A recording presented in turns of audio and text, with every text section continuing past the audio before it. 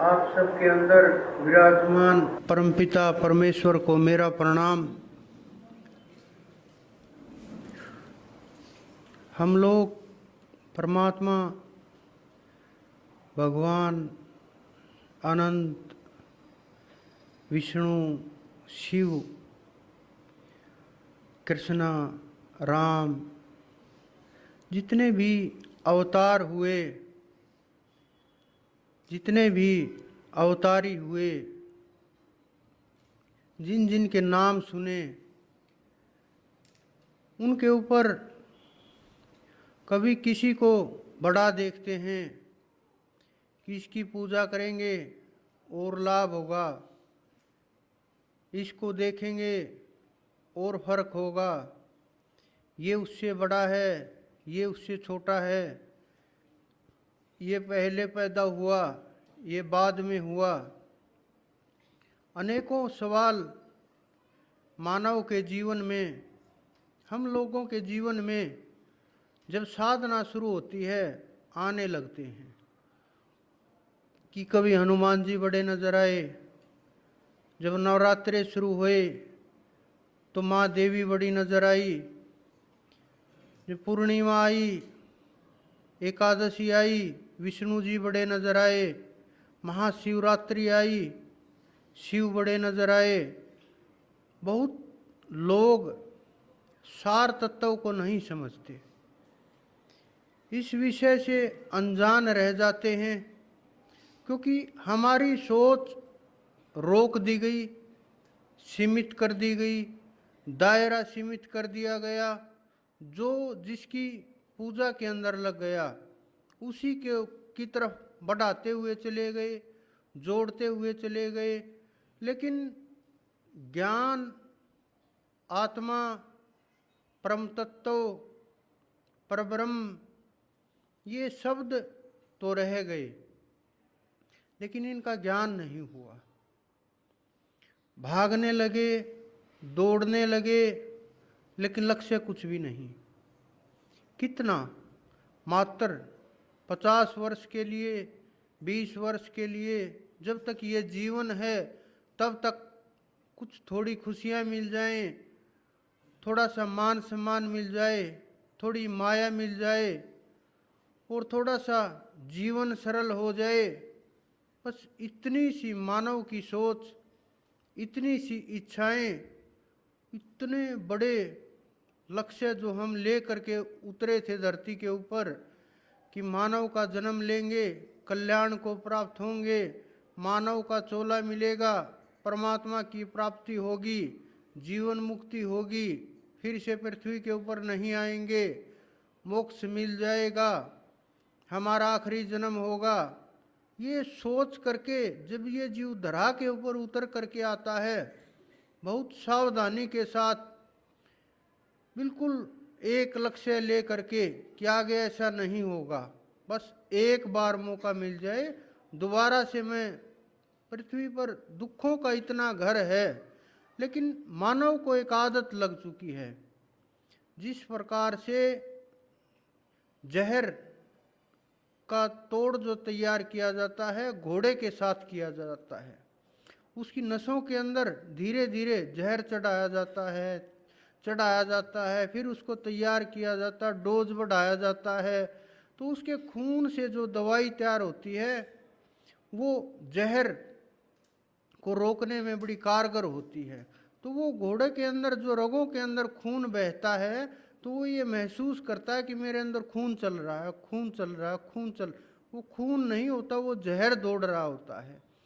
इसी प्रकार से मानव के अंदर, जीवन के अंदर जो हमें ये लगता है, ये सांसारिक इच्छाएं, ये खेल, ये माया, ये सुख सुविधाएं, ये शारीरिक सुविधाएं, ये भौतिक वस्तुएं, ये छोटी छोटी चीज़ें हमें सुख दे रही हैं, खुशी दे रही हैं, अच्छा लग रहा है, हमें बस कुछ अक्षण के लिए मन संतुष्ट हो जाता है, भागदौड़ कम हो जाती है, छोटी छोटी इच्छाएं पूरी होती हैं, हमें ये लगने लगता है अरे बड़ा काम हो गया, बहुत ज़्यादा हो गया, आज तो इससे आगे नहीं हो सकता, ये तो बहुत खुशी की बात है, बहुत बड़ी बात है। ये इस प्रकार हम सोचते रहते हैं। हमें उस जहर की, धीमे जहर की आदत लग गई है। हमें ये नहीं पता कि ये सुख नहीं है, ये तो दुख है। जितना भी हम हाथ पैर मारेंगे, जितना भी कोशिश करेंगे, और दुखी होते जाएंगे, और परेशान होते जाएंगे। परेशान क्यों होंगे? क्योंकि कर्म के ऊपर कर्म की परत चढ़ती जाएगी। चाहे आप अच्छा कर्म कीजिए, चाहे बुरा कीजिए, अच्छे का जो फल होगा वो सुख होगा, बुरे का जो फल होगा वो दुख होगा। जब तक ये दोनों प्रकार के कर्म समाप्त नहीं होंगे, जीवन मुक्त जीव नहीं हो सकता। कितना भी दौड़ो, कितना भी भागो, कितना भी प्रयास करो। कुछ लोग शुरू करते हैं कि मैं पूजा पाठ करता हूँ, मैंने गुरु धारण कर लिया, मैंने तो बड़ा श्रेष्ठ गुरु बना लिया, उसके अंदर तो माता आती है, उसके अंदर तो हनुमान जी आते हैं, उनके ऊपर बड़ी कृपा है। लेकिन गुरु के तो घर बहुत दूर होते हैं, गुरु के ये चीज़ें आसपास भी नहीं होती। वो तो मस्त रहता परमात्मा के अंदर, वहाँ परमात्मा के सिवा कोई दूसरी ताकत काम नहीं करती। परमात्मा के अलावा वहाँ किसी की सुनाई नहीं होती। वहाँ रिद्धियाँ, सिद्धियाँ, सुख समृद्धियाँ, योगनियाँ सब गेट के बाहर खड़ी रहती हैं, द्वार के बाहर प्रतीक्षा करती रहती हैं सब कुछ, कि वहीं पर बाहर की बाहर जीवों की परीक्षा लेती हैं, बाहर से लौटा देती हैं। वहाँ का जो खेल होता है वो अलग ही होता है।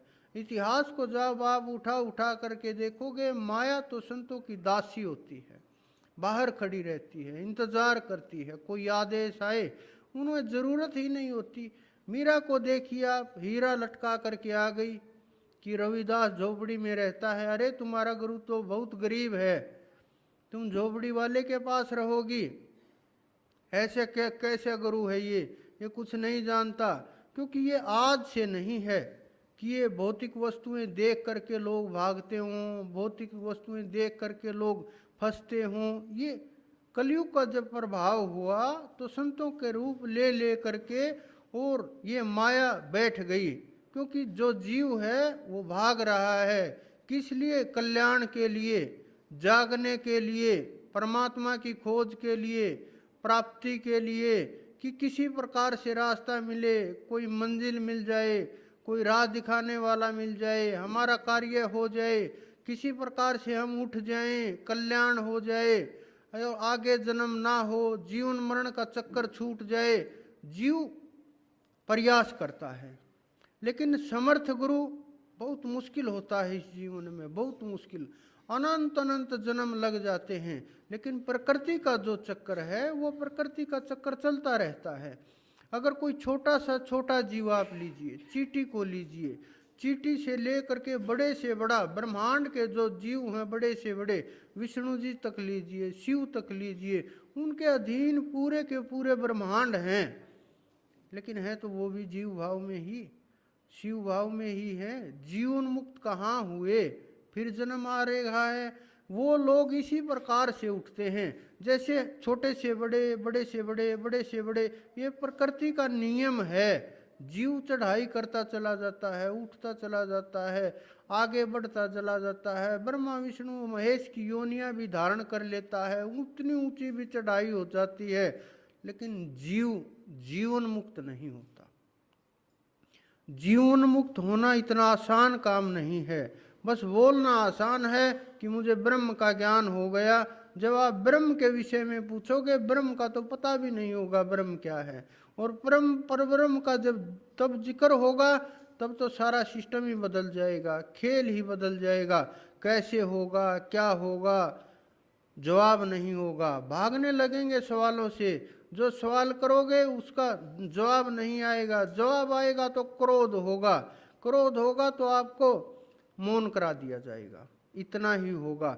लेकिन जो सार शब्द है, सार तत्व है, परम तत्व है, परमात्म तत्व है, उसका ज्ञान होना इस संसार में असंभव तो नहीं है, लेकिन असंभव से कम भी नहीं है। जब तक सब कुछ मिट न जाए, आशा न मिट जाए, तृष्णा न मिट जाए, यहाँ तक कि शब्द भी सूरत में समा जाता है। शब्द, सूरत और जीव, इन तीनों का खेल होता है। ये आपस में खेलते रहते हैं, चलते रहते हैं। कभी कोई ऊपर चला जाता है, कभी कोई ऊपर चला जाता है, लेकिन जब तक इनका तालमेल नहीं होता, जब तक सूरत उठती नहीं, जब तक शब्द का सहारा मिलता नहीं, जब तक चढ़ाई होती नहीं, जब तक मार्ग नहीं मिलता, ध्यान कैसे किया जाए, कौन सा ऐसा नाम है। बहुत लोग हैं कान के अंदर फूंक मार देते हैं कि ये नाम है। कुछ लोग ये बोल देते हैं कि वो तो ए शब्द है, गला खोल के आ बोल दिया, ई का कुछ भी बोल देते हैं। उन्हें नाम का एहसास नहीं, नाम क्या तत्व है, सार तत्व क्या है। कुछ लोग ये बोलते हैं ये तो विदेही है, विदेही नाम है, भजन भी बाहर से होता है। अरे वो ध्यान किस चीज़ का करवाते हैं, आप देखो गहराई में जा करके। उन्हें यही नहीं पता ध्यान कैसे किया जाता है, कैसे करना है, कैसे सिमरन होगा, कैसे आगे बढ़ा जाएगा, कैसे ध्यान लगेगा, मालूम ही नहीं होता। बस भटक जाते हैं भ्रम में, भूल में, अज्ञान में, अज्ञानतावश इंद्रियों में, और इंद्रियों का ही ध्यान करते करते शरीर में फंस जाते हैं। कोई एक चक्कर का ध्यान करता है, कोई 2 चक्कर का ध्यान करता है। कुछ गुरु ऐसे भी देखे मैंने, मिले मुझसे कि महाराज जी जो आप ये बताइए सार शब्द क्या होता है। मैंने कहा पहले आप बताइए, आपने तो लाखों शिष्यों को बना लिया, लाखों लोग जोड़ लिए अपने साथ, लेकिन आप बताइए सार शब्द क्या होता है। उन्होंने कहा जो हृदय की ये धड़कन होती है ना, धक धक सुनाई देती है, इसको सार शब्द बोलते हैं। मैंने कहा बेवकूफ़ मत बनाइए लोगों को, आपको तो सार शब्द का एहसास ही नहीं है। ये सार शब्द नहीं है, ये ज्ञान शब्द नहीं है, ये वहाँ लेके जाने वाला शब्द नहीं है, ये वहाँ मंजिल पर आपको लेके नहीं जाएगा, ये वो तत्व नहीं है। कहा फिर हमें भी ज्ञान कराइए। सोचो ऐसे गुरुओं की क्या हालत होगी। ये तो गुरुओं की हालत है, शिष्यों की क्या हालत होगी। बस ये है एक के पीछे एक दौड़ रहा है, रीति रिवाज चल रहे हैं, सब कुछ भागम भाग मची हुई है, इधर से उधर डोल रहे हैं, भीड़ बढ़ाने के लिए भगदड़ मची हुई है। न शब्द का पता, न ज्ञान का पता, न ब्रह्म का पता, न धर्म का पता, न मर्म का पता, न वेद का पता, न ज्ञान का पता, सुमरण ही नहीं। लेकिन जब आप लोग ध्यान करोगे, सुमरण करोगे, उसका नाम रटने की कोशिश करोगे, उसके नाम के ऊपर चलने का प्रयास होगा, उसकी तरफ बढ़ने की कोशिश होगी, और ध्यान होने लगेगा, मन रुकने लगेगा, हृदय के अंदर उसकी तस्वीर प्रकट होने लगेगी, और जो सूरत है वो उठने लगेगी, सब कुछ इकट्ठा हो करके ऊपर चढ़ाई होने लगेगी। तभी आप आगे बढ़ने की सोच सकोगे, तभी आप आगे बढ़ पाओगे, नहीं तो आप आगे नहीं बढ़ पाओगे। बस भागते रहोगे, दौड़ते रहोगे। जिस प्रकार से एक ऊपर रस्सा बांध दिया जाए 100-200 फुट का, और उसके ऊपर कहा जाए कि आप चढ़ो, कितना समय लगेगा, आप चढ़ोगे फिर गिरोगे, फिर चढ़ोगे फिर गिरोगे। कुछ लोग ऐसे जिनसे नहीं चढ़ा जाएगा, कुछ लोग ऐसे हैं देखते ही मना कर देंगे मैं नहीं चढ़ पाऊंगा, कुछ लोग ऐसे हैं जो प्रयास करेंगे 2-4 बार चढ़ेंगे फिर रुक जाएंगे, कुछ लोग ऐसे हैं जो बीच में रुकेंगे, कुछ लोग ऐसे हैं 2 फुट ऊपर गए 3 फुट नीचे आ गए, कुछ लोग ऐसे हैं जो बीच में रुक जाएंगे। वही हालात सब भक्तों की हो गई है। मंजिल दूर है, रास्ता दूर है, मेहनत ज़्यादा है, समय कम है, उम्र कम है, भाव कमज़ोर है, विवेक कमज़ोर है, ध्यान नहीं जम पाता, एकाग्र नहीं हो पाते, चढ़ाई नहीं कर पाते, लक्ष्य का पता नहीं चलता, एकाग्रता नहीं हो पाती, मन भटक जाता है, इंद्रियां कमज़ोर पड़ने लगती हैं, आत्मा साथ नहीं दे पाती, और धीरे धीरे जो उम्र का पड़ाव जब आगे बढ़ने लगता है, ये लगने लगता है कि नहीं मैं नहीं कर पाऊंगा, मैं तो पीछे रह जाऊंगा, मेरे से नहीं हो पाएगा, मैं इतना जल्दी कैसे कर पाऊंगा, समय नज़दीक है, उम्र नज़दीक है, अब नहीं हो पाएगा, इतना दूर लक्ष्य है। जब आप 1000 फुट के रस्से के ऊपर चढ़ना मुश्किल होता है और वो तो पकड़ करके चढ़ना है, तो लाखों करोड़ों कोस योजन, और वो भी बिना रस्से के, केवल मात्र ध्यान की डोरी से, चढ़ाई की डोरी से, नाम की डोरी से, और उस नाम से जो आप लोगों के पास नहीं है, कैसे नाम मिलेगा, कैसे पता चलेगा, कैसे चढ़ोगे, किस प्रकार से वहाँ पहुँचोगे, कैसे रास्ता होगा, ये सोच करके लोग हौसला तोड़ देते हैं, रुक जाते हैं कि बस इतना ही काफ़ी है, आगे नहीं। लेकिन वहाँ से तो शुरुआत होगी। जब हम शुरू ही नहीं करेंगे चलना, पहुँचेंगे कैसे? नहीं पहुँच पाएंगे। अगर हमने मन ही नहीं बनाया, संकल्प ही नहीं बनाया चढ़ाई करने का, तब तक कैसे चढ़ा जाएगा? और बिना संकल्प के वहाँ पहुँचना नामुमकिन है, क्योंकि विषय तो सोचना पड़ेगा हमें क्या करना है, कहाँ जाना है। जैसे आप सब लोग घर से चले, सबके मन के अंदर विचार होगा हमें कहाँ पहुँचना है, कैसे पहुँचना है, किस साधन से जाएंगे, गाड़ी से जाएंगे, रेल से जाएंगे, बाई एयर जाएंगे। सबका अपना अपना लक्ष्य 2-3 दिन पहले सब कुछ टारगेट फिक्स कर लिया। फिर आपने ये सोचा कि मेरा 2 घंटे का समय लगेगा, मेरा 10 मिनट का लगेगा, मेरा 6 घंटे लगेगा, मेरे 2 दिन लगेंगे। इस प्रकार से सारा सब कुछ मैनेज किया।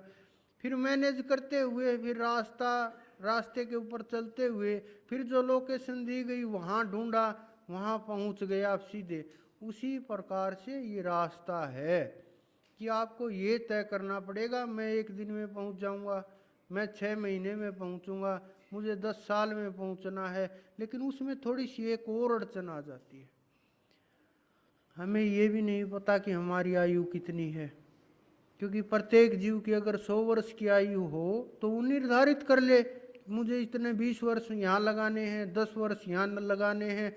अगले सांस का भी नहीं पता कि अगला सांस आएगा नहीं आएगा, क्या होगा क्या नहीं होगा, कैसे होगा, मैं कर पाऊँगा नहीं कर पाऊँगा। कि हम टारगेट बना लें कि 60 की वर्ष। अभी मैं आ रहा था रास्ते में, एक ने कहा कि जी मैं तो बस रिटायरमेंट हो जाऊं, रिटायरमेंट होने के बाद ना बस मैं तो आश्रम में ही रहूँगा, आपके पास सेवा का मौका दे देना। मैंने कहा अरे आपने तो आपकी उम्र का पता कर लिया कितने वर्ष जियोगे? कि नहीं जी ऐसी बात तो नहीं है। फिर आप अभी से कैसे फैसला कर सकते हो कि आप रिटायरमेंट के तक रहोगे या नहीं रहोगे? हमें तो ये भी नहीं मालूम अगला श्वास आएगा या नहीं आएगा। आपने तो काल को जीत लिया। कि नहीं जी मैंने तो नहीं जीता। और बिना काल को जीते कोई जीव ये कैसे बता सकता मैं कितने दिन जीऊँगा इस धरती के ऊपर, मेरे कितने सांस बाकी हैं इस धरती के ऊपर, कितना समय लगाना है मुझे धरती के ऊपर। तो जब जीव को यही मालूम नहीं कि मेरे 10 साल बाकी हैं, 2 साल बाकी हैं, 2 दिन बाकी हैं, तो वो फिर किस प्रकार से इसको मैनेज करे? तो हमारे ऋषि मुनियों ने, महर्षियों ने, संतों ने, ऋषि महर्षियों से ऊपर होते हैं संत, क्योंकि जो ऋषि महर्षि होते हैं वो अहम ब्रह्मास्मि तक चले जाते हैं, वो निर्ज्योत निरंजन तक भी चले जाते हैं, वो खुद तक सोहम तक भी चले जाते हैं। लेकिन उससे जो आगे चढ़ाई शुरू होती है वो संतों की चढ़ाई शुरू होती है, तत्वमसी तक भी चले जाते हैं, उससे आगे नहीं जा पाते। ये स्थितियां होती हैं, ये चढ़ाइयाँ होती हैं। जब जीव चढ़ता है तब एहसास होता है, जब आप अपने को देखने लगते हो आईने की तरह से। कुछ बहुत साधक हैं जो प्रयास करते हैं कि मैं खुद को देख रहा हूँ। मैंने कहा अभी अड़चन है, फिर कहा कि अभी ज्योति में दिखाई देने लगा है, मैंने कहा अभी भी रुकावट है। उन्होंने कहा अभी आप दिखने लगे, मैं कहता हूँ अभी भी रुकावट है, और चढ़ाई बाकी, अभी तो बहुत आगे जाना है। ये तो रास्ते हैं, मंजिल नहीं है, ये तो चलते जाएंगे, लेकिन बड़ी सावधानी के साथ। अगर आपको एहसास होने लगे कोई आ रहा है, कुछ दिखाई दे रहा है, कुछ घटनाएं होने वाली हैं, सावधान हो जाना चाहिए। एकदम से एहसास कि कहीं भ्रमित ना कर दे, माया का झपट न मार दे, माया के कारण परेशानी खड़ी ना कर दे, साधना में रुकावट पैदा ना करते, ध्यान में रुकावट पैदा ना कर दे, समाधि में रुकावट ना आ जाए। क्योंकि ये सवाल जीव के अंदर चलते रहते हैं। और जब जवाब क्या होता है कई बार कि सवाल भी हम खड़े करते हैं और मन मर्जी के अनुसार हम अपने उत्तर भी स्वयं ही चुन लेते हैं। और जब मन मर्जी के उत्तर हम स्वयं चुन लेते हैं तो वो बहुत बड़ी परेशानी हो जाती है। क्योंकि मन के अनुसार अगर ये सब चीज़ें चलेंगी, आध्यात्म कहाँ रहेगा। मन को क्या चाहिए? मन को तो सुख सुविधाएं चाहिए, मन को तो अच्छी अच्छी चीज़ें चाहिए, मन को तो अच्छा अच्छा खान पान चाहिए, मन को तो सांसारिक वस्तुएं चाहिए, मन को तो भोग विलास की वस्तुएं चाहिए, मन को तो शरीर को, इंद्रियों को पुष्ट करने के लिए सब चीज़ें चाहिए। और अगर हम केवल मन को ही संतुष्ट करते रहे, मन को ही पालते रहे, तो फिर मन के अंदर जितना भी कमियां हैं, जितना भी खेल है, ये कर्म संस्कार जुड़ते जाएंगे और कर्म इकट्ठे होते जाएंगे। हम आगे बढ़ते जाएंगे, जीवन पीछे छूटता जाएगा, आध्यात्म से दूर भागते जाएंगे। क्या हाथ लगेगा? हाथ कुछ नहीं लगेगा। जो साथ में है वो भी खो देंगे, जो पास में है वो भी खो देंगे, जो लेके आए थे वो भी खो देंगे, जो लेने के लिए आए थे वो भी छूट जाएगा। जब हमारे पास कुछ नहीं होगा, ऊपर कौन पूछेगा? ऊपर कोई पूछने वाला ही नहीं है। ऊपर अलग करेंसी चलती है, ये नहीं चलती। वहाँ नाम की करेंसी चलती है, धर्म की चलती है, उसके नाम की ताकत की चलती है। जितन जो आपने भक्ति की वो चलता है, जो आपने प्रयास किया वो चलता है, जो नाम रटा वो चलता है। जो आपने धर्म के लिए जितना भी कोशिश की, जितना हाथ पैर मारे, जितना आपने इकट्ठा किया, जितना आपने प्रयास किया, वही वहाँ तक चलता है। सांसारिक चीज़ें वहाँ नहीं चलती। वहाँ सांसारिक वस्तुओं को कोई नहीं पूछता और वहाँ केवल कर्म का खेल चलता है। किसने क्या कर्म किए हैं वहाँ शरीर नहीं देखा जाता, वहाँ धर्म नहीं देखा जाता, वहाँ मजहब नहीं देखा जाता, वहाँ जातियाँ नहीं देखी जाती, वहाँ इंसानियत देखी जाती है, वहाँ जीव को तोला जाता है, कर्मों के साथ न्याय होता है। ये नहीं कि विष्णु जी हमारे देवता हैं, हमारे इष्ट हैं, शिव हमारे इष्ट हैं, तो मुसलमानों का न्याय नहीं करेंगे। ये भ्रम की बातें हैं। सब कुछ मालिक जब वही हैं, सब कुछ करता धरता वही हैं, जब ये नहीं कि वो विष्णु जी हमारे देवता, वो मुसलमानों का पालन पोषण नहीं करेंगे, वो हमारी लक्ष्मी हमारी माता है, देवी है, वो उनको धन नहीं देगी। ये बहुत भ्रमित करने वाली बातें हैं, बहुत फंसा देने वाली बातें हैं, बहुत उलझा देने वाली बातें हैं। ये धर्म ये नहीं है जो हमें बतलाया गया है, जो हमें सिखाया गया है, जो हमें शिक्षा दी गई है, जो हमें संदेश दिया गया है। ये वेदों के अंदर नहीं है, ये हमारे सदग्रंथों के अंदर भी नहीं है।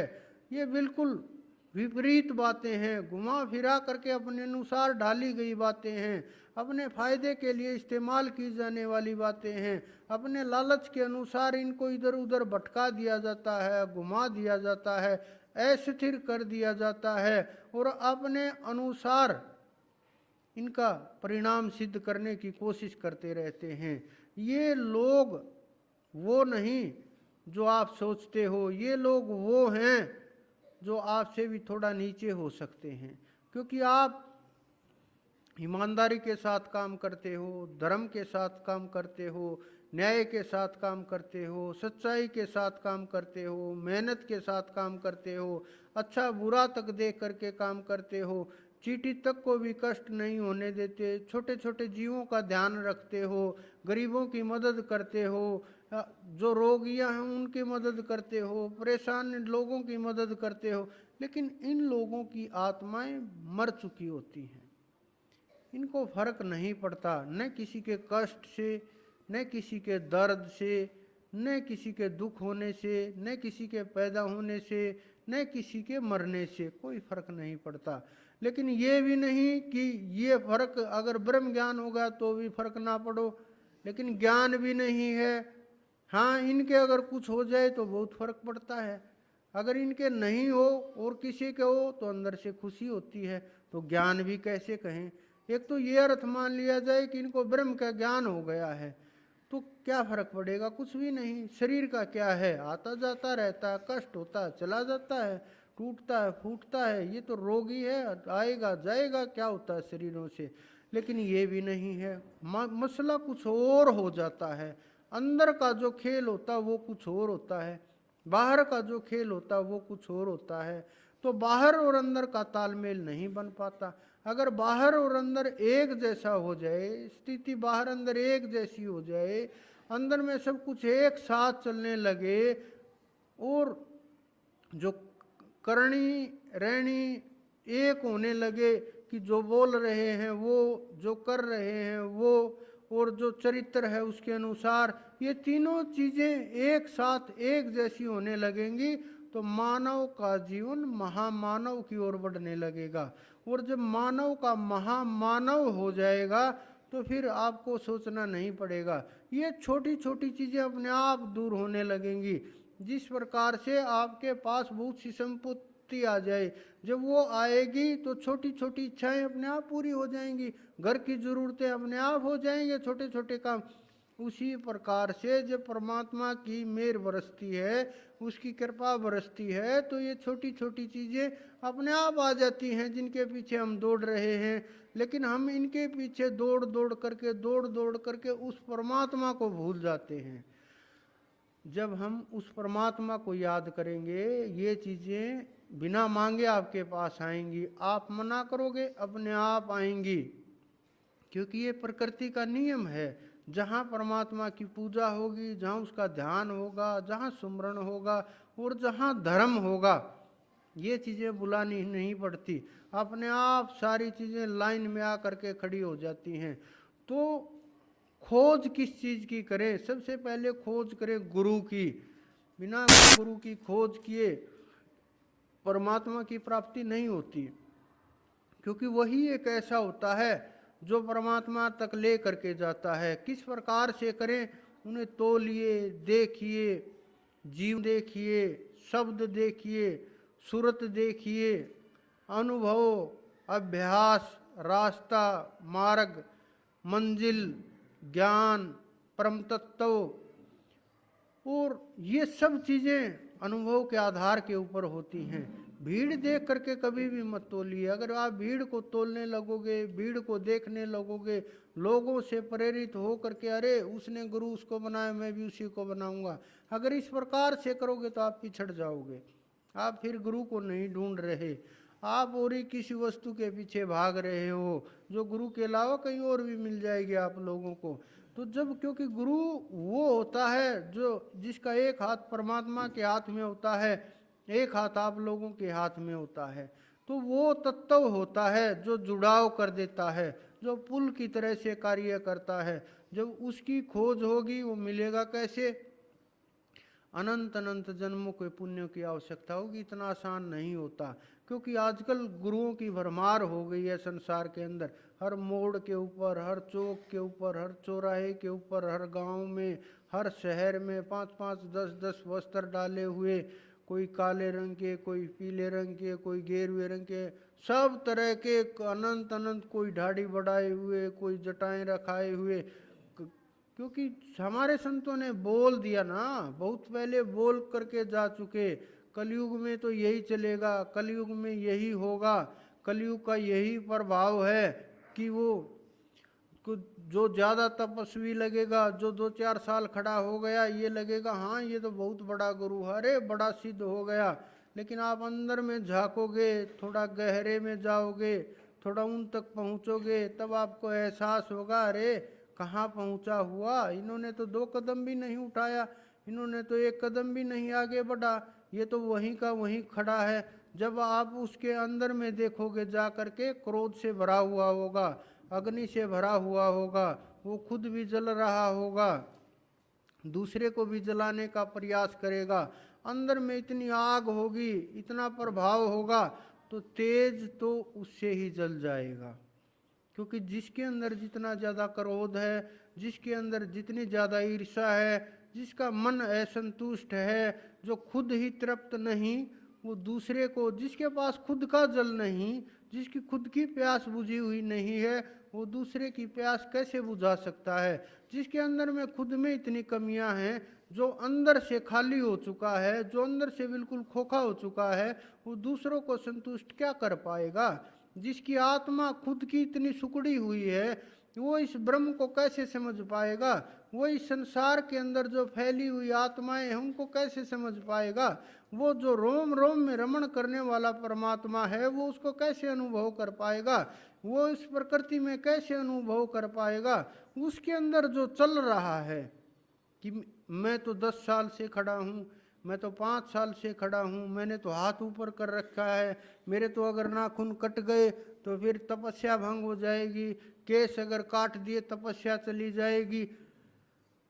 ये मात्र भ्रम है सब कुछ। और जो इसको जानते हैं, जो समझते हैं, जो इस विषय के जानकार हैं, जिन्होंने उस परम तत्व को पा लिया, जिसकी पहचान कर ली, जिसके दर्शन हो गए, जिसका अनुभव हो गया, जो उसमें खो गए, उन्हें आवश्यकता नहीं रहती। तो मीरा हीरा टांग करके निकल गई कि ये महल बनवा लेना कह करके, वो तो निकल गई। बहुत दिनों बाद फिर चक्कर लगा कि गुरु जी के दर्शन करके आती हूँ, मिल के आती हूँ, अब तो महल बना लिया होगा। वो हीरा वहीं टंगा हुआ मिला। उन्होंने कहा, अरे गुरु जी ये क्या किया आपने, अभी तक कुछ किया नहीं, महल बना लेते। लोग कहते हैं मीरा का गुरु गरीब है। उन्होंने कहा कि लोगों को पता नहीं मीरा का गुरु कितना अमीर है। संतों के पास ऐसी कौन सी दौलत होती है जो ये बोलते हैं कि 3 लोक तक दे देते हैं।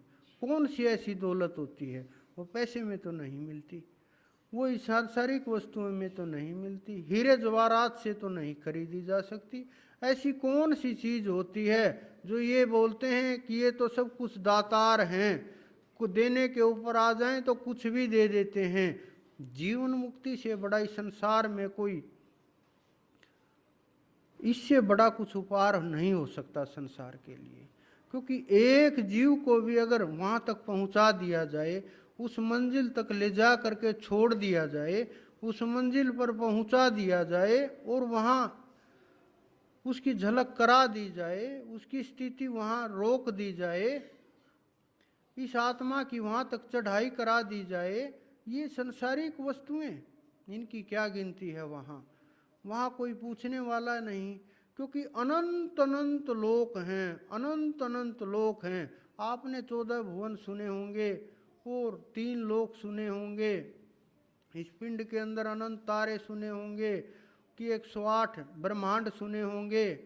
ये जब आकाश गंगा के अंदर देखोगे, अभी एक खोज हुई, मैं पढ़ रहा था, नासा ने एक तस्वीर जारी की कि ये मुस्कुराता हुआ सूरज है। शायद आप लोगों ने किसी ने देखी भी होगी कि ये मुस्कुराता हुआ सूरज है, कि उसकी आंखें अलग से दिख रही, चेहरा अलग से बना हुआ, होठ अलग से बने हुए। आज ये नासा भी ये मानने लगी है कि नासा की सूर्य भी ये आंखें दिख रही हैं, ये फेस दिख रहा है, कुछ एक्टिविटी हो रही है, कुछ प्रभाव हो रहा है। तो इसका ये अर्थ है कि हमारा साइंस वहाँ तक नहीं पहुँचा है जहाँ पहुँचना चाहिए था, जहाँ हजारों साल पहले था, जहाँ करोड़ों साल पहले था। आप इतिहास देखो उठा करके, राम के बारे में देखो, श्री कृष्ण जी के बारे में देखो, अवतारों के बारे में देखो, जीवन शैलियों के बारे में देखो, हमारे पुरातन ऋषियों को देखो, मनु शतरूपा को देखो, वेदों को देखो। आपको धीरे धीरे एक एक चीज़ सामने आने लगेंगी कि अरे जो हमारे ऋषि मुनियों ने लिखा है, जो उन्होंने बोला है, जो उन्होंने कहा है, वो आज सब कुछ साफ नज़र आ रहा है। कुछ चीज़ें ऐसी हैं जहाँ तक हमारा साइंस अभी नहीं पहुँच पाया, पहुँच जाएगा। आज नहीं तो हजारों साल बाद पहुँच जाएगा, लाखों वर्ष बाद पहुँच जाएगा। लेकिन हमें क्या लाभ होगा उससे, क्योंकि तब तक हम तो जा चुके होंगे, भाग भाग करके जीवन थक चुका होगा, कुछ भी शेष नहीं होगा। क्योंकि जीवन मानव के पास है कितना, 20 वर्ष, 50 वर्ष, 100 वर्ष। मुख्यतः आयु जो मानी गई है 60 से 100 वर्ष की मानी गई है। इसमें भी क्या होता है, 20 वर्ष तो पढ़ने में निकल जाते हैं, 10 वर्ष नौकरी ढूंढने में निकल जाते हैं, काम ढूंढने में निकल जाते हैं, कैरियर बनाने में निकल जाते हैं, 20 वर्ष फिर शादी में निकल जाते हैं, फिर अगले 10 वर्ष वो बच्चे बड़े करने में और लालन पालन में, धन संपदा इकट्ठा करने में, आगे का जीवन सुरक्षित करने में। फिर क्या बचा, फिर रोगी शरीर और साथ में कोई नहीं, अकेले छटपटाते रहो, दौड़ते रहो, भागते रहो, चीखते रहो, डिप्रेशन में चले जाओ। कुछ लोग आत्महत्या तक चले जाते हैं, कुछ लोग ऐसे ही खो जाते हैं, कुछ लोगों का जीवन ऐसे ही खत्म हो जाता है। आज आप संसार की देखो क्या हालत हो गई है, कौन अपना नजर आता है, परिवार में कोई अपना नहीं रहा, साथ में कोई अपना नहीं रहा, रिश्ते नाते कौन अपने रह गए। जब जरूरत होती है, जब भी आप देखोगे पास में आप अपने आप को ही पाओगे, दूसरा कोई साथी नहीं मिलेगा। कहीं भी देख लो, ये यहाँ की हालत नहीं, हर जगह पूरे संसार की, पूरे ब्रह्मांड की यही हालत होती है, कहीं कम कहीं ज़्यादा। सारे विश्व के अंदर एक जैसी क्रियाएं प्रतिक्रियाएं होती हैं, किसी भी प्रकार से देख लो, किसी भी एंगल से देख लो, किसी तरीके से देख लो, किसी तरीके से सोच लो, कहीं तक विचार घुमा लो, कहीं 5 वर्ष पीछे चल रहा है, कहीं आगे चल रहा है। ये समय है, ये समय घूमता रहता है, चलता रहता है। जिसने इसकी अहमियत नहीं की वो समय की अहमियत को नहीं समझ पाया, और जो समय की अहमियत को नहीं समझ सकता वो पीछे छूट जाता है। चाहे कोई भी हो इस ब्रह्मांड के अंदर, चाहे प्रकृति में कोई जीव हो, छोटा हो, बड़ा हो, मानव हो, चारों प्रकार की जो योनियां हैं उनमें कोई भी जीव हो, स्वेद, जंड, जरायु, जुद्विज, किसी भी प्रकार की योनि हो, कुछ भी योनि हो, उनमें सब में पिछड़ता चला जाता है। या तो प्रकृति और परमात्मा का बैलेंस बना करके हम आगे बढ़ जाते हैं, या हम उसमें पिछड़ करके बर्बाद हो जाते हैं। जीवन का जो सार है, जीवन का जो उद्देश्य है, वो इस जो आपके अंदर ये छुपी हुई आत्मा है, जिसको आप भ्रम के कारण, पर्दे के कारण, भूल के कारण पिछड़ गए हो, दूर हो गए हो, इससे किसी कारणवश दूर चले गए हो, अगर आप इसको संभाल करके, इसको पकड़ करके इसकी खोज का प्रयास करेंगे। बहुत लोग आते हैं मेरे पास, एक ने बोला मुझे, हाँ बोलो क्या चाहिए आपको। उन्होंने कहा जी परमात्मा की खोज में आए हैं। मैंने कहा भाई गलत जगह पर आ गए आप लोग तो। उन्होंने कहा हमने सुना है कि आप परमात्मा की प्राप्ति करवा देते हो, कुछ लोगों को कराई भी है। मैंने कहा अब तो और भी गलत जगह आ गए आप लोग। उन्होंने कहा नहीं, हम बिल्कुल सही 2 वर्ष से आपके पीछे तलाश कर रहे हैं, और हमने पूरा सब कुछ जांच देख करके, परख करके, सब कुछ अनुभव करके, आपकी एक एक एक्टिविटी नोट करके तब हम आपके पास आए हैं। मैंने कहा इसीलिए तो गलत जगह के ऊपर आ गए। खोए हुए तुम हो, ढूंढ रहे हो परमात्मा को। परमात्मा कहीं खो नहीं गया है, वो तो आपके अंदर में ही विराजमान है, वो कहीं गया ही नहीं। भटके हुए तो आप लोग हो, खोए हुए तो आप लोग हो, भूले हुए तो आप लोग हो, भ्रमित तो आप लोग हो। आपके अंदर कमियां हैं, आपकी इच्छाएं बढ़ गई, आपको जो संसारिक वस्तुएं चाहिए उनके अंदर फंसे हुए हो, अपनी जो तृष्णा है, आशा है, उनको फैला दिया। वो ढूंढ रहे हो परमात्मा को। बड़ी आश्चर्य की बात है कि परमात्मा को ढूंढ रहे हैं, अपने आप को खो दिया। आप समय को खोज लो, परमात्मा मिल जाएंगे। परमात्मा कोई आपसे भिन्न नहीं है, परमात्मा कोई आपसे दूर नहीं है, परमात्मा कोई आपसे दूर रह भी नहीं सकते। क्योंकि जिस दिन आपके शरीर के अंदर से परमात्मा दूर हुए, क्या बचेगा आपके पास? कुछ भी नहीं। प्रकृति का ये 5 तत्व, 8 अष्ट प्रकृति का शरीर यहीं पड़ा रह जाएगा। 1 मिनट में बोल देंगे उठा लो इसको।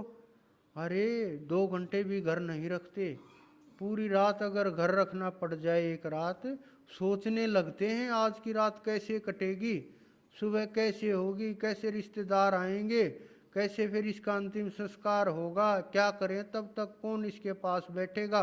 जिसने 70 साल तक सब कुछ कमाया, घर बनाया, ईंट पत्थर एक एक जोड़ करके कहीं से कम ज़्यादा करके, कहीं से बेईमाना करके, कुछ इकट्ठा करके बच्चों के लालन पोषण के लिए ईमानदारी को धोखा दिया, परमात्मा को धोखा दिया, अपने आप को धोखा दिया, परिवार को धोखा दिया, चारों तरफ से समेटा, जोर लगाया, इकट्ठा किया, एक एक कतरा कतरा जोड़ करके वहाँ तक ले करके गए, और उसी आदमी के लिए उस घर में एक रात के लिए भी जगह नहीं।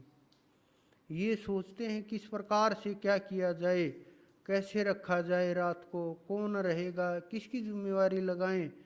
अगले दिन पता है क्या होता है, मैं तो थक गया, अरे वहाँ पिताजी चले गए ना इसलिए रात भर बैठे रहे। और पास वाला पता है क्या बोलता, अरे कोई नहीं, मेरे वाले पिताजी गए थे तब मैं तो वहाँ रुका हुआ था, रिश्तेदारों को बोल दिया था तुम संभाल लेना। आजकल ये क्या चल रहा है जीवन में, क्या खेल हो गया है ये? क्या ये ज्ञान है? क्या ये हमारी शिक्षाएं हैं? क्या ये हमारा धर्म है? क्या ये हमारे कर्म हैं? क्या ये जो हमारे पूर्वजों ने संस्कार दिए थे वो हैं? क्या इससे जीवन मुक्ति हो जाएगी? क्या ये कल्याण का मार्ग है? क्या यही खेल है जिसके लिए हम भाग रहे हैं? क्या यही हमारी इच्छाएं हैं? क्या इन्हीं को लेकर हम जी रहे हैं? आज हम उनके साथ कर रहे हैं, कल हमारे साथ भी यही होगा। आने वाली पीढ़ी तो और तेज होती जाएगी और स्पीड बढ़ती जाएगी। माया और काल का इतना प्रभाव चल रहा है संसार के अंदर, हर रोज कुछ न कुछ नया हो रहा है, हर रोज कुछ न कुछ अलग चल रहा है, खेल कुछ न कुछ चलता रहता है, जीवन बदलता रहता है, और इसी प्रकार से हम पीछे रह जाते हैं, प्रकृति भाग करके आगे निकल जाती है। साथ में क्या चलता है, अंतिम में गए क्या होता है, छोटी छोटी चीजें भी निकाल ली जाती हैं। अरे देख लो, कहीं कोई घड़ी साथ न चली जाए, कोई सोने की वस्तु साथ न चली जाए, अगर कोई डाल भी दे कि अरे जाने दो इसको, साथ वाले रिश्तेदार निकाल लेते हैं कि अरे हम नहीं जाने देंगे। जब अंतिम संस्कार के लिए ले जाओगे, जो जलाने वाले वो निकाल लेंगे। अरे लकड़ियों तक में हेरा फेरी होती है। क्या हालात हो गए हैं जीवन के, कैसे जी पाओगे, कैसे रह पाओगे? इसीलिए मैं बोलता हूँ, नाम के सहारे के बिना मंजिल की प्राप्ति नहीं होगी। और जो भक्ति नहीं करेगा, जो नाम नहीं रटेगा, जो उसकी तरफ नहीं बढ़ेगा, क्या प्राप्त होगा? क्या पाया आप लोगों ने? 100 साल तक जो इकट्ठा किया, एक झटके में सब कुछ खो दिया। और जहाँ उस मंजिल की ओर चढ़ने का जब समय आया तो कोई साथ नहीं मिला, क्योंकि ना हमने प्रयास किया, ना भजन किया, ना ध्यान किया, ना भक्ति की, ना उस रास्ते का पता, ना मंजिल का पता। कहाँ भागोगे, कहाँ दौड़ोगे? फिर मरने के बाद भी बहुत लोगों का तो पीछा नहीं छूटता, वो भी ऐसे ही भटकते रहते हैं, क्योंकि ऐसी आत्माओं का कल्याण नहीं होता। ऐसी आत्माएं ऐसे ही छटपटाती रहती हैं, उनको सजाएं होती रहती हैं, और फिर वापिस आकर के संसार में आ जाती हैं, फिर भटकती रहती हैं। तो इस संसार के अंदर जीवों की बहुत हालत खराब हो गई है, और ये तो शुरुआत है, अभी तो और ज़्यादा हालात खराब होगी, क्योंकि नाम के बिना उस ताकत का एहसास नहीं हो सकता। नाम भक्ति के बिना, समर्पण के बिना मंजिल तक नहीं पहुंचा जा सकता। तो नाम कैसे प्राप्त हो? नाम के लिए गुरु की आवश्यकता। गुरु संसार में रहे नहीं, क्योंकि गुरु तो आजकल वो हो गए हैं कि मुझे पैसे दो, मैं शिष्य बना लूँगा, मुझे ये इच्छाएं पूरी होंगी, ये कर लेंगे। आजकल के गुरु क्या हो गए हैं, किसी ने थोड़ा कर दिया, अरे तुम्हारा बहुत बड़ा एहसान है, गुरु एहसान मानने लगे। जब गुरु शिष्य का एहसान मानने लगे तो समझ लो पतन निश्चित हो गया। जब डॉक्टर रोगी से घबराने लगे कि अगर मैं इस रोगी को बता दूंगा, इसका इलाज करूंगा, अगर इसकी टीका लगाऊंगा, दवाइयाँ दूंगा, इसको बुरा ना लग जाए, तो समझ लो रोगी की जान जाएगी। अगर आप देखो कि संसार के अंदर अगर मंत्री सच बोलते हुए, सलाहकार सच बोलते हुए घबराने लगे, तो समझ लो राजा जाएगा, राजा नहीं बचेगा। क्योंकि ये इस प्रकार के लोग होते हैं, ये इस प्रकार का खेल होता है, एक दूसरे के साथ जुड़ा होता है। तो जब हम गुरु लोग ये एहसास कराने लगे कि शिष्यों का भार है, कि उन्होंने एहसान किया है, ये एहसान हो रहा है, मानने लगे कि अरे वो ये ना करता तो मेरा ये काम नहीं चलता। वो गुरु के ना तो लायक हैं, ना हो सकते हैं, ना उनके पास गुरु का पद है, ना गुरु तक वो पहुंच सकते हैं, ना गुरु उनकी सोच में है, ना गुरु शब्द का उनको मालूम है। गुरु लोग तो अलग ही होते हैं। आप नानक जी को देखिए, सब कुछ समर्पण कर दिया। कबीर जी को देखिए, तुलसी जी को देखिए, नित्यानंद जी को देखिए, दादू को देखिए, शंकराचार्य को देखिए। उनके पास संसारिक वस्तुएं हो सकता कुछ भी ना हो, लेकिन उनके पास वो दौलत थी जिसके कारण आज तक उनका इतिहास में नाम है। उनके रास्ते के ऊपर चल चल के लाखों लोग पार उतर गए। उनके दिखाए हुए मार्ग पर चल करके अनंत लोग वहाँ तक पहुँच गए। आज तक साधनाएं चल रही हैं, आज तक प्रयास चल रहे हैं, आज तक उनके नाम का सहारा ले करके लोग गा गा करके, रट रट करके, किसी न किसी मार्ग से, उनके बताए हुए रास्तों से कुछ न कुछ शब्दों को खोज करके, कुछ न कुछ प्राप्त करके ज्ञान की ओर बढ़ रहे हैं। कि उनके पास क्या था बताइए। नानक जी कोई राजा थोड़े ना थे, लेकिन उन्होंने इतना प्रयास किया कि वो राजाओं के राजा हो गए। राजा भी कुछ नहीं उनके सामने, महाराजा भी कुछ नहीं उनके सामने। तुलसीदास को देखिए आप, क्या थे? कुछ भी नहीं थे। राजा क्या है उनके सामने? कुछ भी नहीं, खत्म है सब कुछ। क्योंकि राजाओं का जो सिस्टम था वो मिट जाता है, वो ज़्यादा नहीं चलता, वो समाप्त हो जाता, वो इतिहास में दर्ज हो जाते हैं। लेकिन जो संतों का खेल होता है वो संतों से पहले भी चलता है, क्योंकि उनके पिछले जन्म से ही खेल शुरू हो जाता है, अगले जन्म में भी चलता है, और उनके जाने के बाद भी चलता है। उनका खेल कभी समाप्त नहीं होता, चढ़ता चला जाता। उनकी कलाएं बढ़ती चली जाती हैं, उनकी ताकतें बढ़ती चली जाती हैं। और जब वो इस संसार से चले जाते हैं, संसार को जो दौलत सौंप करके जाते हैं, संसार को जो नाम की ताकत सौंप करके जाते हैं, संसार को जो भक्ति की ताकत सौंप करके जाते हैं, वो अपने शिष्यों को जो पार करके जाते हैं, जो उन्हें संस्कार दे करके जाते हैं, जो उनको तैयार करके जाते हैं, जो खेल खेल करके जाते हैं, ये नहीं कि वो चले गए समाप्त हो गया। उनका लक्ष्य होता है, उन्हें पता होता है 20 साल बाद ये जीव आएगा और हमारे नाम से इस से ऊपर उठ जाएगा, 10 साल बाद वो आएगा, ये काम होगा।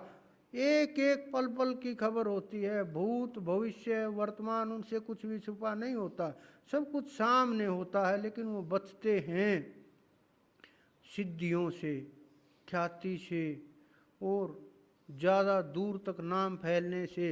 लेकिन संतों के नाम दबाने से रुकते नहीं, चाहे वो संसार में रहते हुए फैल जाओ, चाहे वो जाने के बाद फैल जाओ, लेकिन वो उठते ज़रूर हैं, कोई नहीं रोक सकता। संतों का एक और काम है, वो बोलते कम हैं कि जो बोल रहे हैं वो करते ज़्यादा हैं। वो खोजते रहते हैं नई नई विधियाँ ध्यान की, कैसे जीव का कल्याण हो, कैसे जीव आगे बढ़े, कैसे जीव को मंजिल प्राप्त हो, कैसे आसानी से रास्ता मिले, कैसे आसानी से परमात्मा की प्राप्ति हो, कैसे वहाँ तक पहुँचा जाए, कौन सा रास्ता हो, किस जीव के लिए कौन सा सुलभ है। किसी के लिए प्रेम का मार्ग सरल है, किसी के लिए ज्ञान का मार्ग सरल है, किसी के लिए शब्द का मार्ग सरल है, किसी के लिए साधना का मार्ग सरल है, किसी के लिए योग का मार्ग सरल है। जो जिस रास्ते के ऊपर चलता है, जो जिस मार्ग के ऊपर बढ़ता है, जो जिस तरीके से आगे बढ़ता है, जो जितना प्रयास करता है, जिसकी जो मंजिल होती है, जिसके जो जितनी मेहनत करता है, जितना भी कोशिश होती है, उसको उसी मार्ग से, उसी रास्ते से, उसी मंजिल से, वहीं से उठा करके ऊपर चढ़ाना शुरू कर देते हैं। और जो जितना ऊपर उठता है, जो जिस स्थिति का जीव होता है, जो जिस श्रेणी का जीव होता है, जिसके अंदर जितनी अक्षमता होती है, वहीं से चलाना शुरू कर देते हैं। ये नहीं कि कोई 5वीं क्लास का बच्चा है उसको वापस पहली में डालो, या 10वीं क्लास का बच्चा उसको 5वीं में ले करके जाओ, या जो PhD में चल रहा है उसको 10वीं में बैठा दो, ये उनका काम नहीं है। ये उन लोगों का काम है जो अनजान हैं, जिन्हें रास्ते का मालूम नहीं, जिन्हें केवल एक मार्ग मालूम होता है और उसी मार्ग से वो आगे पीछे लोगों को भटकाते रहते हैं, उसी से भ्रमित करते रहते हैं। लेकिन जिसको तीनों मार्गों का ज्ञान है, जिसको सब मार्गों का ज्ञान है, जिसको ध्यान की विधियों का ज्ञान है, जिसको चढ़ाई का मालूम है, जिसको रास्ता पता है, जो हाथ पकड़ करके ले जाता है, जो भौर गुफा से उठा करके ऊपर उड़ा ले जाता है, वो गुरु अलग किस्म के होते हैं। वो आपको उठाएंगे और सीधा आपको मंजिल के ऊपर उतार देंगे। ऐसे बहुत कम संसार के अंदर होते हैं और वो लोग अलग किस्म के होते हैं, अलग चाल होती है, अलग खेल होता है, अलग तरह से सारे तैयारी वो विशेष तौर के ऊपर आते हैं। लेकिन वो कभी कभी ही इस धरा के ऊपर आते हैं, ये नहीं हर समय विराजमान होते हैं। अगर विराजमान भी होंगे तो इतना आसानी से हाथ नहीं लगते वो लोग उड़ते रहते हैं ब्रह्मांड के अंदर, शरीर से नहीं आत्मा के साथ। बहुत से ऐसे भी हैं जो शरीर को छोड़ करके आत्मा से ब्रह्मांड में विचरण करते रहते हैं। बहुत से ऐसे भी लोग हैं जो शरीर छोड़ करके चले गए, आज भी उनके संदेश आते रहते हैं। बहुत से ऐसे भी गुरु हैं जो किसी न किसी माध्यम को पकड़ करके अपने संदेश भेजते रहते हैं और प्रकृति में अपना कार्य करते रहते हैं। बहुत से संत ऐसे भी हैं जो अपने शिष्यों को ढूंढ ढूंढ करके पार लगाते रहते हैं। तो अनेकों अनेकों प्रकार के कार्य चलते रहते हैं। लेकिन ये सब के सब कार्य होंगे कैसे? ये सब के सब कार्य बिना भक्ति के नहीं होंगे, बिना प्रयास के नहीं होंगे। आप कितना भी कोशिश कीजिए, बातों से ये कार्य नहीं होंगे। चाहे मैं कितने भी दिन बोलता रहूं, कितना भी कोशिश करता रहूं, आप कितना भी लंबा सुनते रहें, पूरी रात भी ये बातें चलती रहें, कुछ भी होता रहे, लेकिन जब तक काम नहीं होगा, जब तक करोगे नहीं।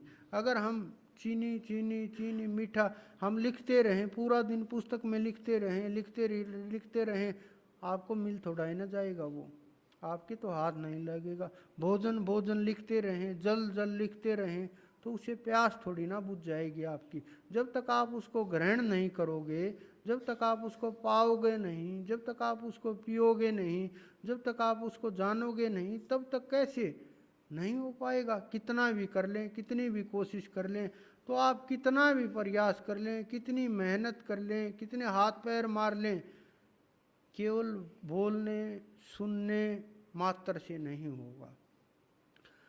लेकिन जब आप प्रयास करेंगे, ध्यान करेंगे, सुमरण करेंगे, कोशिश करेंगे, कम से कम 2 कदम ना सही 1 कदम चल सकें, कम से कम ज़्यादा ना सही थोड़ा बहुत तो कर सकें।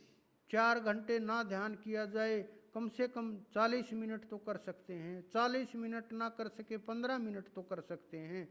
अगर किसी प्रकार से ना किया जाए, आंखें बंद करके ना किया जाए, खोल के तो बैठ सकते हैं। अगर खोल के भी बैठ ना पाएँ तो कम से कम चलते हुए तो ध्यान कर सकते हैं। अगर इतना भी ना कर पाएँ, कम से कम उसका धन्यवाद तो कर सकते हैं कि आपने हमें ये जीवन दिया, मानव का शरीर दिया, सब चीज़ें दी, सब सुविधाएं दी, सब कुछ प्रदान करने वाले हो, प्रकृति में सब कुछ दिया है, तो आपका शुक्रिया। इतना भी नहीं कर पाते। जब हम लोग इतना भी नहीं कर पाते, इतना भी नहीं हो पाता, फिर हम उम्मीद करते हैं कि हमें परमात्मा मिल जाए, और मिल भी अभी जाए, कल नहीं, आज ही मिलना है हमें परमात्मा से। जैसे परमात्मा किसी का रिश्ते नातेदार है, बुलाएंगे आ जाएगा 5 मिनट में और काम हो जाएगा, ऐसा बिल्कुल भी नहीं है। परमात्मा अलग ताकत है, अलग पहचान है, अलग सत्ता है, सब कुछ सारा ब्रह्मांड उसके अधीन है। उससे ऊपर न संसार में कोई है, ना था, ना होगा। ये असंभव है, क्योंकि उसकी एक पलक पड़ती है, एक दृष्टि पड़ती है, सब के सब ब्रह्मांडों का विनाश हो जाता है। और जब वो पलक खुलती है तो रचनाएं शुरू हो जाती हैं सब के सब ब्रह्मांडों में। कितनी ताकत है उसके अंदर, कितनी अक्षमता है उसके अंदर, वो अनंत अनंत है। उसका कोई दूसरा कहे कि उदाहरण दे सकते नहीं दे सकते, वर्णन कर सकते नहीं कर सकते। वो अवर्णनीय है, अतुलनीय है, अनंत है, अखंड है, लेकिन जब तक आपका ये अखंड जाप शुरू नहीं होगा तब तक आप उस अखंड को कैसे प्राप्त करोगे? जब तक आपका ये जाप नहीं निरंतर चलेगा कैसे उसको प्राप्त करोगे?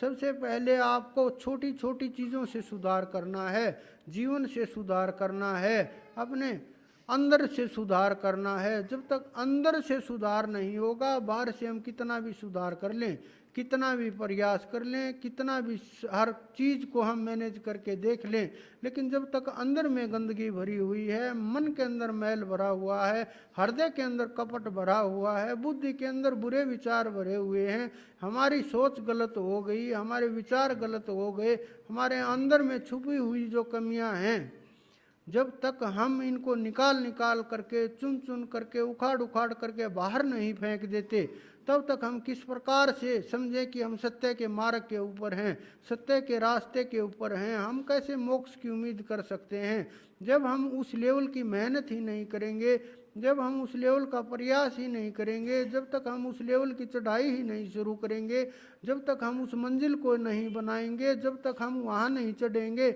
जब तक हमें ये नहीं पता कैसे चढ़ाई होगी, जब तक हम नाम सुमरण नहीं करेंगे, जब तक धर्म के मार्ग पर नहीं चलेंगे, सत्य के मार्ग पर नहीं चलेंगे, उस परमात्मा की कृपा कैसे बरसेगी? जीव के ऊपर कृपा बरसाता है, वो हर पल बरसाता रहता है। जब मानव का चोला दे दिया, प्रकृति में छोड़ दिए, संसार के अंदर छोड़ दिए, सब सुख सुविधाएं दे दिया, आपको ऐसे परिवार के अंदर जन्म दे दिया सात्विक के अंदर, आपके परिवार वाले जो भक्ति भाव से जुड़े हुए हैं, किसी न किसी तौर तरीके से परमात्मा के साथ जुड़े हुए हैं, किसी न किसी प्रकार से सात्विक भोजन है, सात्विक रहन सहन है, सब कुछ अच्छा व्यवहार है, समय भी मिल पा रहा है, बुद्धि भी अच्छी है, परमात्मा ने शिक्षा भी अच्छी दी है, रास्ते भी सब खोल दिए, उस ओर बढ़ने के लिए सहायता भी कर रहा है, संतों के साथ भी तालमेल बना रहता है, लेकिन फिर भी अगर भजन ना हो तो और भी मुश्किल है, बड़ी विकट समस्या है। अगर इसके साथ केवल ध्यान जुड़ जाए, सुमरण जुड़ जाए, नाम का सहारा मिल जाए, फिर आप देखो कि संसार के साथ साथ आपका आध्यात्मिक उत्थान भी कितना जल्दी शुरू हो जाता है, आपकी सुरती कितनी ऊंचे उठने लगेगी, ये कुंडलिनी शक्ति कैसे जागृत होती है, कोई बड़ी चीज़ें नहीं है। कुंडलिनी शक्ति जागृत का शक्तिपात शुरू हो जाएंगे, एकदम से सब कुछ खड़ा होना शुरू हो जाएगा, ये कुछ भी चीज़ें नहीं हैं, ये बिल्कुल छोटी छोटी चीज़ें हैं, लेकिन जब हमें एहसास होता है तब तक उम्र जा चुकी होती है कि अरे हमने तो समय गंवा दिया। कभी हम किसी के पीछे दौड़ते रहते हैं, कभी किसी के पीछे दौड़ते रहते हैं, और संसार इस अंधाधुंध दौड़ के कारण ही समय गुजर जाता है।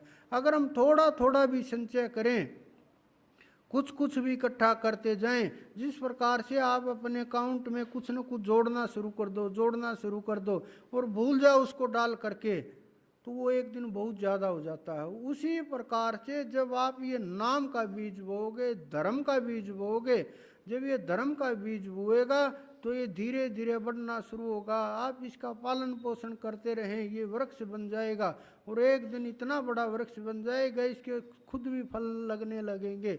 लेकिन उसके लिए आपको थोड़ा इंतज़ार करना पड़ेगा, थोड़ा संचय करना पड़ेगा, थोड़ा सब्र रखना होगा, थोड़ी मर्यादा बनानी होगी, भजन करना होगा, और इस पेड़ को चारों तरफ से संभाल करके रखना होगा, नहीं तो शत्रु आएंगे, आशा तर्षण आएगी और इसको उखाड़ करके बहा ले जाएगी, क्योंकि मौसम के अनुसार सब कुछ बदलता रहता है। मानव का मन एक जैसा नहीं होता, मानव के मन के अंदर ऐसे ऐसे विचार उत्पन्न होते हैं जो जिसने कभी भोग नहीं भोगा उनके मन के अंदर विचार भोग के उत्पन्न होते हैं, जिन्होंने कोई वस्तुएं नहीं खाई वो लालसाएं उत्पन्न होती हैं। आदमी का भोजन मात्र थोड़ा सा होता है, वो करे तृप्त, लेकिन मन के अंदर इतने विचार चलते रहते हैं, ये भी हम खाएं, वो भी हम खाएं, ये भी करें, वो भी करें।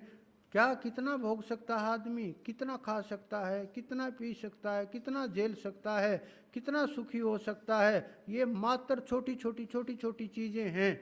एक एक, दो दो मिनट, दो दो, चार चार मिनट की। लेकिन मानव 24 घंटे इन्हीं विचारों के अंदर फंसा रहता है, क्या करूं क्या ना करूं, इसी उधेड़ बुन के अंदर फंसा रहता है। कैसे किसको फंसाऊं, कैसे क्या करना चाहिए, कैसे चाल चलनी चाहिए, कैसे खेल खेलना चाहिए, कैसे दिमाग में घुसना चाहिए, कैसे निकलना चाहिए।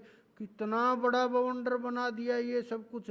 जब तक मानव इस बवंडर से बाहर नहीं निकलता, जब तक मानव इन चीज़ों को नहीं समझ पाता, जब तक मानव इन चीज़ों का तालमेल नहीं बना पाता, जब तक मानव जागृत नहीं होता, जब तक मानव के अंदर इतना विवेक पैदा नहीं होता, सत्य क्या है, सत्य क्या है, कि सच क्या है और मोक्ष क्या है, अनेकों सवाल जो घूमते रहते हैं, घूम घूम करके वापस आ गए, फिर टकराए, फिर वापस आ गए। लेकिन जो विचार अंदर में संकल्प हो जाता है, संकल्प का रूप ले लेता है, वो मजबूत हो जाता है। तो अपने मन के अंदर ऐसे संकल्प मत पैदा होने दो, ऐसे संकल्प मत करो जो आपके रास्ते की रुकावट हो, आपके रास्ते में रुकावट पैदा करें, मार्ग में आपको रोक दें, ऊंची हुई स्थिति को गिरा दें। ऐसे संकल्प कभी मत लो। जो भी संकल्प लो शुद्ध हो, सात्विक हो, धर्म के अनुसार हो, ज्ञान के अनुसार हो। और सबसे बड़ी बात, अगर आपने भक्ति नहीं की और संकल्प कर दिया, आपके अकाउंट में जो इकट्ठा वो भी समाप्त हो जाएगा।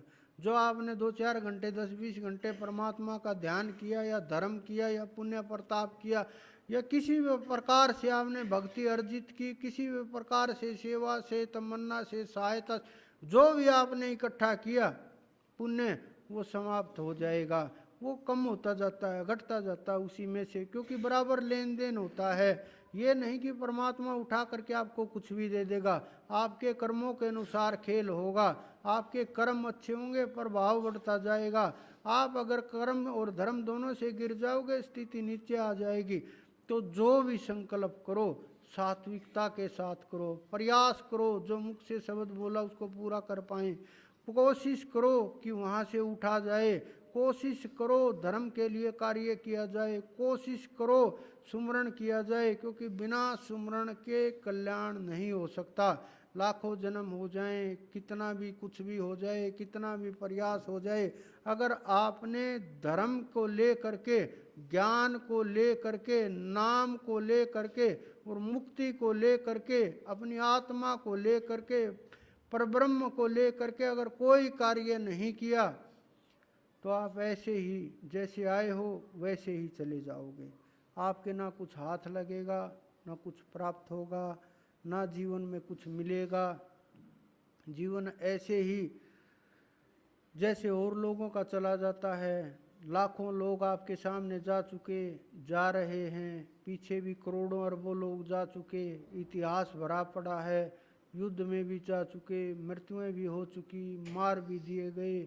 चाहे कोई अवतार आए, चाहे कोई धर्म के लिए आए, चाहे कोई कार्य के लिए आए, चाहे कोई किसी भी प्रकार से आए, लेकिन वो समाप्त हो गया सब कुछ। आज कुछ नहीं है, बस इतिहास के अंदर उन लोगों के नाम हैं, उन लोगों की गिनतियां की जाती हैं उन मरे हुए योद्धाओं के अंदर। चाहे कोई जीता चाहे कोई हारा, दोनों के दोनों चले गए, जीतने वाला भी हारने वाला भी। न जीतने वाला बचा न हारने वाला, दोनों के दोनों समाप्त हो गए। तो बचे कौन? जिन्होंने अपने आप को पा लिया, क्योंकि वो आत्माएं कभी नष्ट नहीं होती, वो चेतन शक्ति कभी नष्ट नहीं होती। अगर आपने अपने आप को अमर करना है, अगर आपको अपने आप को जगाना है, प्राप्त करना है, तो फिर ये रास्ता आपको आज, अगले वर्ष, फिर कभी जीवन में, अगले जन्मों में, उनसे अगले जन्मों में दूसरा कोई रास्ता नहीं है। कभी न कभी आपको चुनना पड़ेगा। अगर आपको मंजिल पर पहुंचना है, अगर आपको परमात्मा की प्राप्ति करनी है, ऐसे नहीं होगा। ये तो आपको करना ही होगा। जो जितना जल्दी शुरू करेगा उसकी मंजिल उतनी नज़दीक चली जाएगी, जो जितना दूर होगा उसकी मंजिल उतनी ही दूर होगी। तो आप लोग इतनी दूर दूर से आए हैं, भाव के साथ, श्रद्धा के साथ, विश्वास के साथ। कुछ लोग काम के लिए आए हैं, उनके काम तो मैं देख ही लूँगा, लेकिन जो भक्ति के साथ आए हैं, जो नाम के लिए आए हैं, जो, क्योंकि सत्संग आसानी से नहीं मिलता, बहुत पुण्य प्रताप इकट्ठा होते हैं।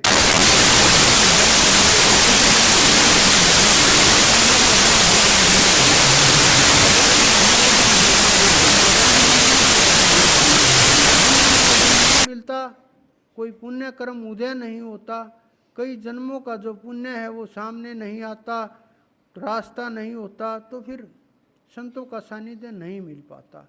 तो जो ये लाभ होगा वो आप सब लोगों को पता है, परमात्मा को भी पता है, क्योंकि वो सब कुछ करता है, वो सब कुछ करने वाला है। लेकिन आप थोड़ा मजबूत हो, ध्यान के लिए, सुमरण के लिए, नाम के लिए प्रयास करें। जो जितना प्रयास करेगा, परमात्मा की कृपा, उसकी मर्जी से जो बारिश होती है, जो वृष्टि होती है, उसका बहुत लोग अनुभव ले रहे हैं, क्योंकि ध्यान बहुत लोग कर रहे हैं। मैं देख रहा हूँ कई कई घंटे ध्यान करते हैं। कुछ लोग ऐसे हैं जो ध्यान के अंदर खो जाते हैं, जिनको उठाना पड़ता है। ऐसे भी बहुत जीव हैं जिनकी चढ़ाई शुरू हो चुकी है। तो जब आप कोशिश करोगे, प्रयास करोगे, कुछ लोगों को ये भ्रम होता है कि आंखें बंद हों तभी ध्यान होता है, ये भ्रम की बातें हैं। आंखें खुली आंखों से भी ध्यान होता है, अगर आंखें ना खुली हो ना बंद हो तो भी ध्यान होता है। ध्यान अलग विषय है बिल्कुल। ध्यान की समझ बहुत लोगों को नहीं है। जो जिसको जितनी समझ होती है, जिसका जितना अनुभव होता है, जिसने जितना प्रयास किया होता है, वो ध्यान के विषय के ऊपर उतना ही बोलता है, और नहीं तो इधर उधर की कथाएं चलती रहती हैं। लेकिन ध्यान का विषय बहुत गंभीर होता है और ये अनंत होता है। इसके ऊपर जितना भी बोला जाए उतना ही कम होता है। तो ध्यान के ऊपर विशेष कोशिश कीजिए, नाम सुमरण कीजिए, और आप लोगों को जो सत्संग प्राप्त हुआ, एक एक शब्द को सुनते हुए, ध्यान करते हुए, अगर इस एक एक शब्द को सुन करके आप चढ़ने का प्रयास करोगे, रास्ते खुलते जाते हैं और मंजिल दूर नहीं होती। मंजिल कोई दूर नहीं है, परमात्मा आपके अंदर में विराजमान है। बस खोज की आवश्यकता है, आपको जागना होगा, आपको तलाश करनी होगी। आप सोए हुए मत रहो, बस हिलना डुलना शुरू करो, प्रयास करो अपने आप की खोज का कि मेरी आत्मा कहाँ खो गई है, मुझे आत्मज्ञान कैसे, अपने अंदर में प्रश्न उठाइए और तभी शुरुआत होगी। तो आप सबके अंदर विराजमान उस परमपिता परमेश्वर, मेरे गुरु, मेरे इष्ट को मेरा बार बार प्रणाम।